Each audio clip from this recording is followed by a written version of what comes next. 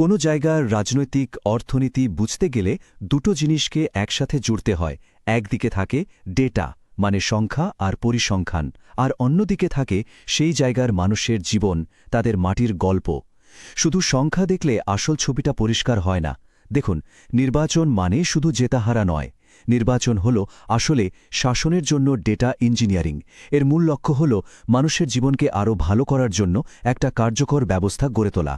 আজকের এই বিশ্লেষণে আমরা পশ্চিমবঙ্গের মালদা জেলার মানিকচক বিধানসভা কেন্দ্রের গভীরে ডুব দেব আর এই ডেটা ইঞ্জিনিয়ারিংয়ের একটা বাস্তবসম্মত নকশা তৈরি করার চেষ্টা করব। আমাদের এই পুরো যাত্রাপথটাকে আমরা 6টা ভাগে সাজিয়েছি। প্রথমে আমরা মানিকচকের মাটি আর তার মানুষদের চেনার চেষ্টা করব। এরপরে ভোটের সংখ্যাকে এক্সরে করে দেখব সেখানকার রাজনৈতিক পরিস্থিতিটা ঠিক কী। তারপর আমরা বোঝার চেষ্টা করব মানুষের মনে জমে থাকা অসন্তোষের কারণগুলো। সেখান থেকে আমরা দেখব একজন প্রতিদ্বন্দ্বীর কৌশলগত ক্ষমতা কতটা। আর সবশেষে আমরা একটা সুস্পষ্ট শাসনের নকশা তৈরি করব এবং সেই নকশার মাধ্যমে মানুষের রায় বা ম্যান্ডেট পাওয়ার পথটা নিয়ে আলোচনা করব।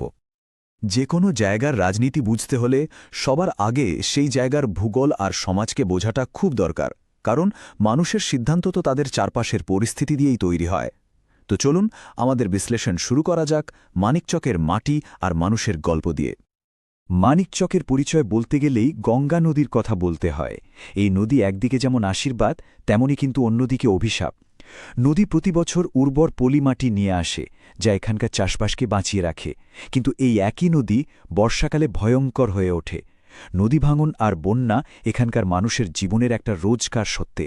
ভাবুন, ২০২৪ সালের বন্যায় ৫০-এরও বেশি গ্রাম জলের তলায় চলে গিয়েছিল। কৃষকদের কোটি কোটি টাকার ফসল নষ্ট হয়ে যায়।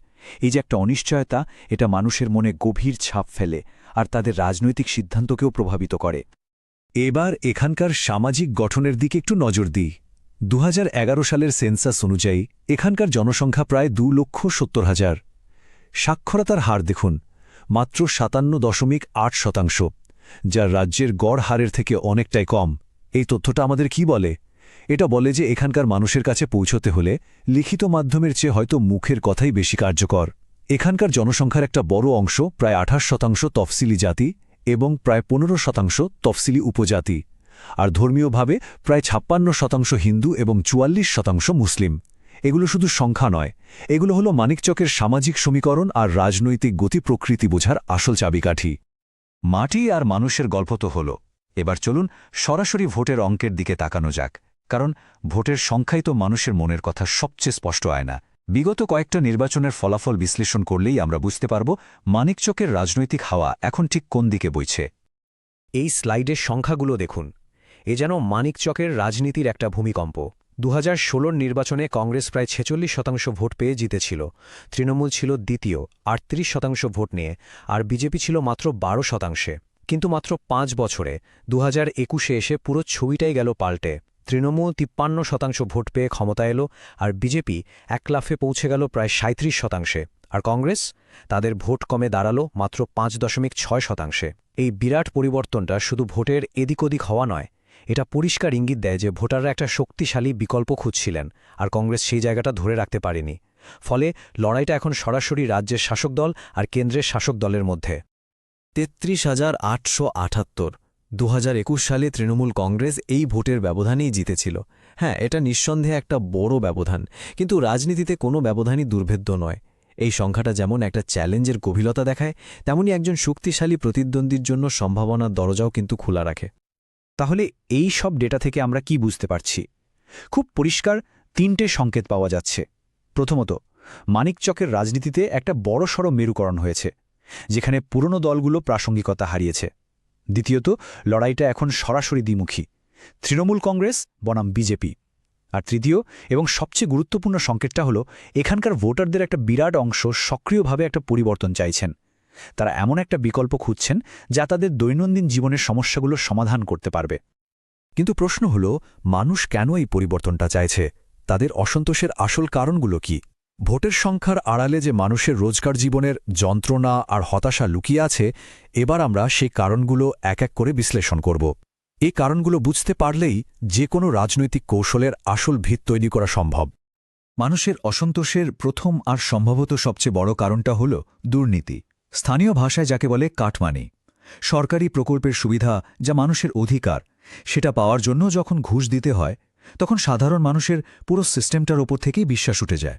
যেমন ধরুন, মালদার এক ১৯ বছরের মেয়ের কন্যাশ্রী প্রকল্পের টাকা পেতে অসুবিধা হচ্ছিল, কারণ তিনি ঘুষ দিতে রাজি হননি।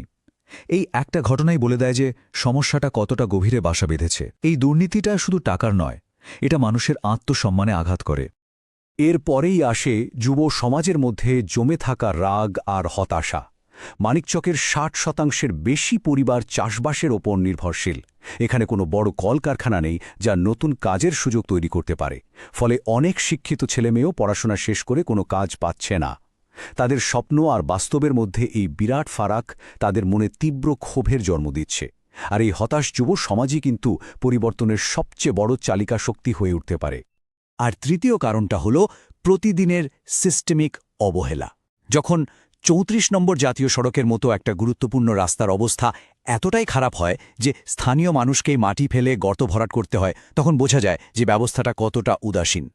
একইভাবে রেশন দোকান থেকে পাওয়া চালে যখন বালি বা কাঁকড় মেশানো থাকে, তখন সেটা শুধু খাবারের মানের প্রশ্ন থাকে না, সেটা মানুষের মর্যাদার প্রশ্ন হয়ে দাঁড়ায়।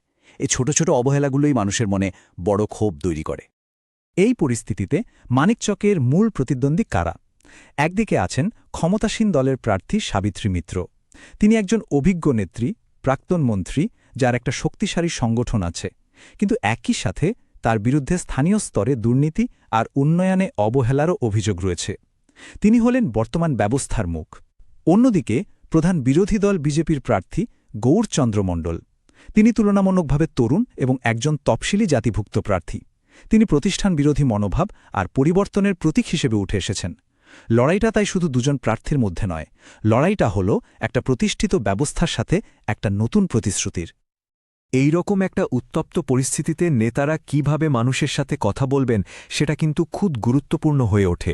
দায়িত্ববোধ এবং ব্যক্তি মর্যাদার উপর ভিত্তি করে তথ্যভিত্তিক জন আলোচনা আমাদের সংবিধানের একটা মূল ভিত্তি।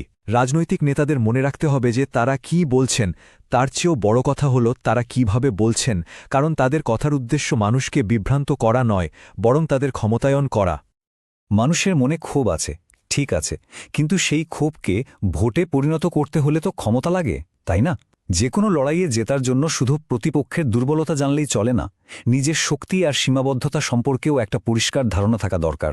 এবার আমরা প্রতিদ্বন্দ্বী দলের সেই ক্ষমতাগুলোই বিশ্লেষণ করব। এই টেবিলটা দেখুন, এটা দিয়ে আমরা প্রতিদ্বন্দ্বী দলের আসল শক্তিটা মাপার চেষ্টা করছি। এখানে ভি মানে মূল্যবান, আর মানে যা সহজে পাওয়া যায় না, আই মানে যা সহজে নকল করা যায় না, আর ও মানে সেই শক্তিকে কাজে লাগানোর মতো সংগঠন আছে কিনা। এখানে পরিষ্কার দেখা যাচ্ছে প্রতিদ্বন্দ্বীর সবচেয়ে বড় শক্তি হল তাদের স্থানীয় স্বেচ্ছাসেবক বাহিনী এবং জাতীয় স্তরের ব্র্যান্ড। এই দুটো জিনিস মূল্যবান, বিরল এবং সহজে নকল করা যায় না। অন্যদিকে প্রচারের জন্য টাকা বা ডিজিটাল প্রচারের মতো বিষয়গুলো জরুরি হলেও সেগুলো অন্যদের পক্ষেও জোগাড় করা সম্ভব। তাই আসল লড়াইটা জিততে হলে তাদের নিজেদের এই বিশেষ শক্তিগুলোর ওপরেই জোর দিতে হবে। আধুনিক রাজনীতিতে শুধু শক্তি থাকলেই হয় না, সেই শক্তিকে ঠিক সময়ে আর ঠিক জায়গায় ব্যবহার করার দক্ষতাও লাগে। একে বলা হয় ডাইনামিক ক্যাপাবিলিটি। এর ৩টে ধাপ আছে: সেন্স, সিজ আর রিকনফিগার। মানে অনেকটা জাহাজের ক্যাপ্টেনের মতো। প্রথমে ক্রমাগত হাওয়ার গতি বুঝতে হবে, অর্থাৎ ভোটারদের মনোভাব বুঝতে হবে। তারপর সঠিক সুযোগটাকে সঙ্গে সঙ্গে কাজে লাগাতে হবে। আর সবশেষে পরিস্থিতির সাথে সাথে নিজের কৌশল আর সম্পদকে নতুন করে সাজিয়ে নিতে হবে। যে দল এই ৩টে কাজ যত দ্রুত করতে পারবে, জেতার সম্ভাবনা তারই তত বেশি। এতক্ষণ তো আমরা রোগটা নির্ণয় করলাম, এবার দরকার প্রেসক্রিপশন, একটা সমাধানের পথ। শুধু সমালোচনা করে মানুষের মন জয় করা যায় না, তাদের সামনে একটা ইতিবাচক এবং বাস্তবসম্মত পরিকল্পনা তুলে ধরতে হয়। উন্নয়ন আর জনকল্যাণকে মানুষের জন্য একটা বিনিয়োগের রিটার্ন বা রিটার্ন অন ইনভেস্টমেন্ট হিসেবে প্রতিষ্ঠা করতে হবে। মানিকচকের জন্য একটা জনমুখী শাসনের ব্লুপ্রিন্ট ৪টে মজবুত স্তম্ভের ওপর দাঁড় করানো যেতে পারে। ১. বন্যা নিয়ন্ত্রণের জন্য বাঁধ আর রাস্তাঘাটের পুনর্নির্মাণ। ২. কাজের সুযোগ তৈরির জন্য একটা কৃষিভিত্তিক কারখানা। ৩. যুবকদের জন্য একটা গ্রামীণ দক্ষতা প্রশিক্ষণ কেন্দ্র। আর ৪. কোনোরকম দুর্নীতি ছাড়া ১০০% সরকারি প্রকল্পের সুবিধা মানুষের কাছে পৌঁছে দেওয়া নিশ্চিত করা। ১০০ কোটি টাকা শুনতে অনেক টাকা মনে হতে পারে, কিন্তু এটা খরচ নয়, এটা বিনিয়োগ। এই বিনিয়োগ দিয়ে যদি এখানকার বাঁধগুলো মেরামত করা যায় আর ৩৪ নম্বর জাতীয় সড়কটা সারানো যায়, তাহলে প্রতি বছর বন্যায় যে কোটি কোটি টাকার ফসল নষ্ট হয় সেটা বাঁচানো সম্ভব। এটা সরাসরি মানুষের জীবন আর জীবিকাকে সুরক্ষিত করবে। ৫০০রও বেশি একটা নতুন কৃষিভিত্তিক কারখানা তৈরি হলে সরাসরি এই সংখ্যক মানুষের চাকরি হতে পারে। কিন্তু শুধু তাই নয়, ভাবুন তো, এর ফলে স্থানীয় কৃষকরা তাদের ফসলের ন্যায্য দাম পাবে, একটা নতুন অর্থনৈতিক ব্যবস্থা তৈরি হবে। যুব সমাজের ক্ষোভকে ইতিবাচক পথে আনার এটাই সবচেয়ে কার্যকর উপায়। কিন্তু এই উন্নয়নের বার্তা প্রত্যেকটা সম্প্রদায়ের কাছে পৌঁছবে কিভাবে? কারণ প্রত্যেক গোষ্ঠীর সমস্যা আর চাহিদা তো আলাদা। নমশূদ্র এবং মতুয়া সম্প্রদায়ের উদ্বেগ, একজন সাধারণ কৃষকের সমস্যা, মহিলাদের নিরাপত্তা বা যুব সমাজের চাকরির চিন্তা, এগুলো এক নয়। তাই বিশ্বাস অর্জন করতে হলে একটা সাধারণ বার্তা দিলে হবে না। প্রত্যেক সম্প্রদায়ের কাছে আলাদাভাবে যেতে হবে, তাদের কথা শুনতে হবে এবং তাদের নির্দিষ্ট সমস্যার সমাধানের প্রতিশ্রুতি দিতে হবে। বিশ্বাস একদিনে তৈরি হয় না, এটা ধারাবাহিক চেষ্টার ফল। আর বিশ্বাস তৈরির এই প্রক্রিয়ায়, বিশেষ করে আজকের ডিজিটাল যুগে, মানুষের ব্যক্তিগত তথ্যের গোপনীয়তা আর মর্যাদাকে সম্মান করাটা খুব জরুরি। ভারতের digital personal data protection act বা ডিপিডিপি আইনটা সম্মতি এবং উদ্দেশ্যের নীতির উপর ভিত্তি করে তৈরি। এর মূল কথা হল, যে কোনো নাগরিকের ব্যক্তিগত তথ্য সুরক্ষিত রাখতে হবে এবং তাদের অনুমতি ছাড়া সেই তথ্য ব্যবহার করা যাবে না। এটা শুধু একটা আইন নয়, এটা প্রত্যেক নাগরিকের মর্যাদাকে সম্মান জানানোর একটা উপায়। শব্দ হল পরিকল্পনা তৈরি, কিন্তু এই পরিকল্পনাকে বাস্তবায়ন করে মানুষের রায় পাওয়া যাবে কিভাবে? কারণ একটা ভালো পরিকল্পনা কাগজে কলমে থাকা এক জিনিস, আর তাকে সফলভাবে কার্যকর করে মানুষের আস্থা অর্জন করাটা সম্পূর্ণ অন্য জিনিস। জয়ের আসল রাস্তাটা বিভাজন দিয়ে তৈরি হয় না। আসল রাস্তাটা হল তোষণের ব্যবস্থাকে সরিয়ে কাজের ব্যবস্থা আনা। অর্থাৎ কে কার লোক সেটা বড় কথা নয়, বড় কথা হল কাজ হচ্ছে কিনা। যখন মানুষ দেখবে যে কোনো দল বা নেতা আন্তরিকভাবে তাদের দৈনন্দিন জীবনের মৌলিক সমস্যাগুলো সমাধান করতে চাইছে, তখনই তাদের হতাশা, আশা আর মর্যাদায় রূপান্তরিত হবে, আর তখনই তারা সত্যিকারের মন থেকে রায় দেবে। যদি আপনি একজন জনমুখী নেতা হতে চান এবং আপনার নির্বাচনী এলাকাকে উন্নত করতে চান, তাহলে blueprintstrategies.ai এর সাথে যোগাযোগ করুন mgr@blueprintstrategies.ai তে, অথবা ফোন করুন 08042041602 নম্বরে। রাজনীতির ঊর্ধ্বে উদ্দেশ্য,